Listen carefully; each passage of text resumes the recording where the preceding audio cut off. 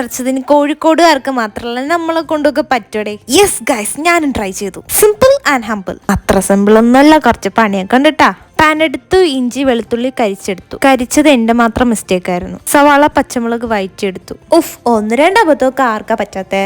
പിന്നെ ആവി കയറ്റാനായിട്ട് കൂന്തൽ വേറൊരു പാത്രത്തിൽ വെച്ചു. വല്ലതും മനസ്സിലാവണുണ്ടോ? ഒന്നും മനസ്സിലായില്ലേ, കണ്ടിരിക്കുക. അതെങ്കിലും പറ്റുമോ നിങ്ങളെ കൊണ്ട്? പിന്നെ കമന്റ് ബോക്സ് ഓപ്പൺ ആണെന്ന് വെച്ച് എന്ത് തോന്നിയവാസവും പറയാന്നങ്ങ് വിചാരിക്കല്ലേ. അതെന്തോ ആവട്ടെ.